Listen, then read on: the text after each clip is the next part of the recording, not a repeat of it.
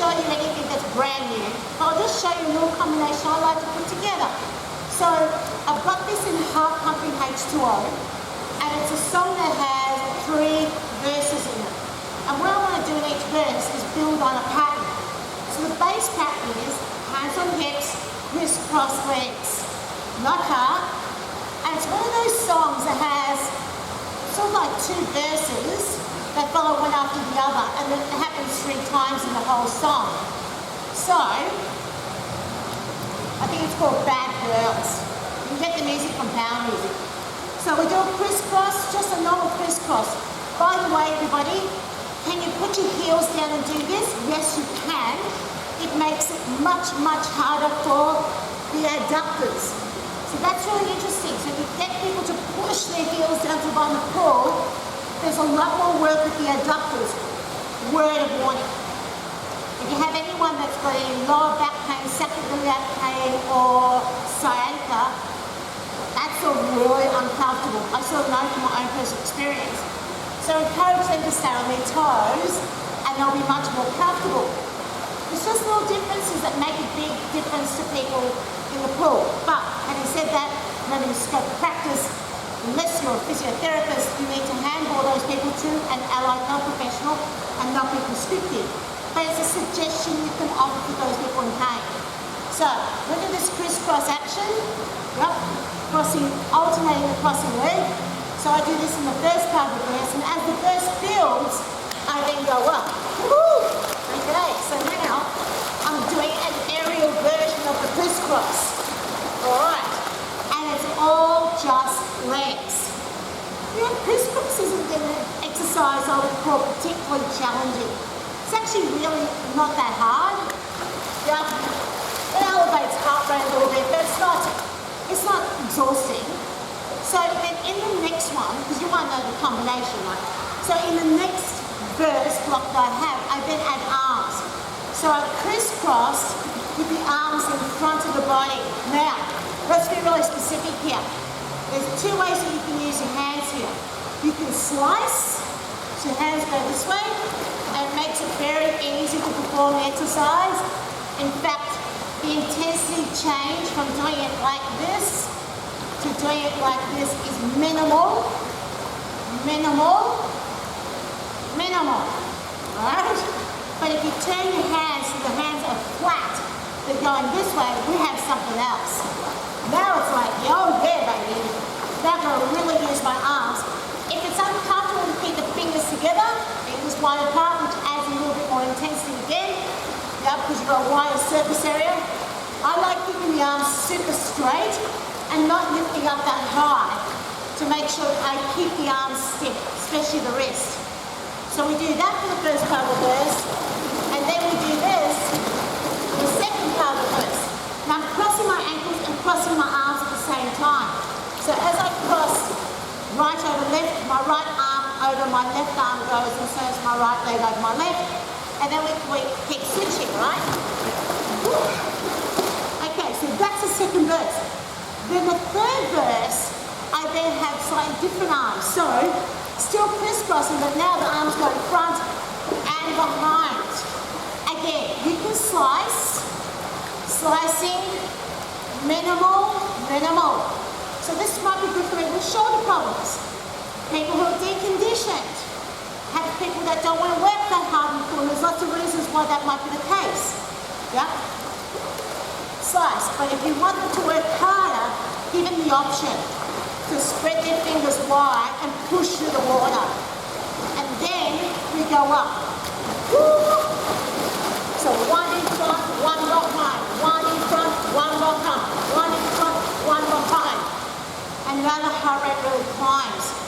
I really like this sort of way of building an exercise in a song, because I like choreographing that way. Because for people who don't have great coordination, it's a great way to lead them in, and also provides them with the option that they can drop back to. But also if you've got long verses, you're going to do the same exercise again and again. It can be a bit repetitive. So adding a little tweak of intensity is a cool way to keep interest there and keep challenging participants to see if they can do more. So there's a little crisscross combination. all I do is play around with the arms, and that's this week's Aqua tip. The crisscross variations you could do without any equipment, but the equipment's going to help you. So the first one was hands on your hips, crisscross legs. Yep, not very difficult to demonstrate on land. You don't need to do hundreds, just a few repetitions.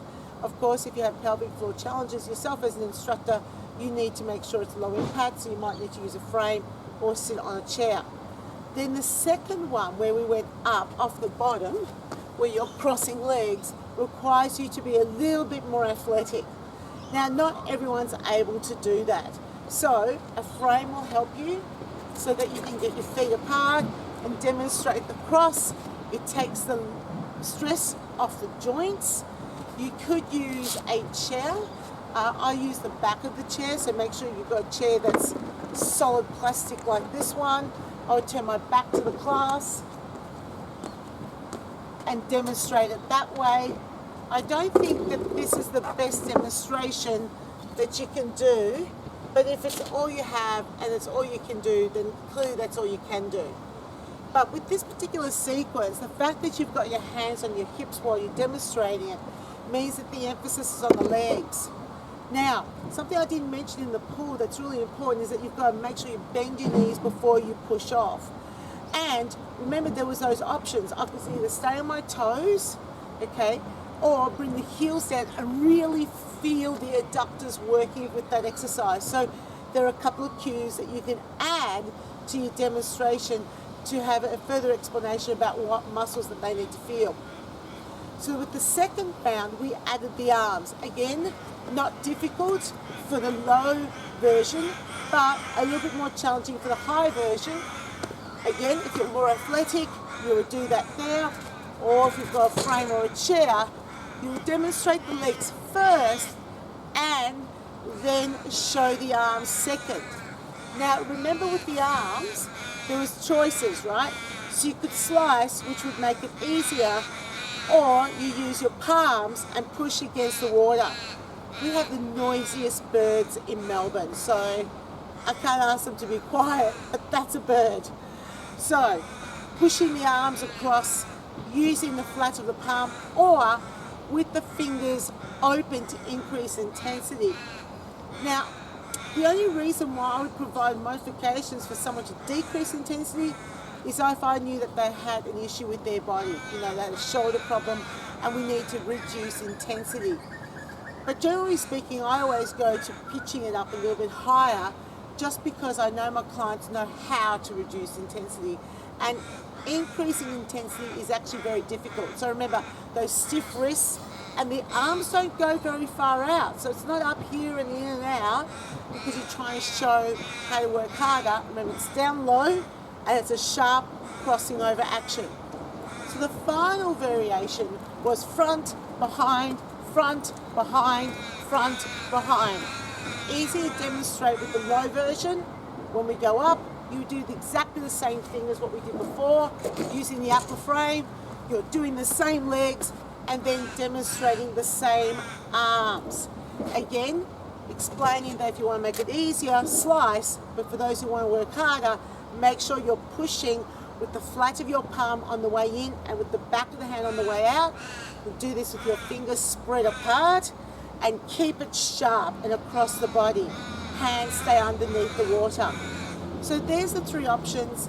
That's how you demonstrate the low and the high intensity option with the three different arm lines. And that's this week's Aqua tip.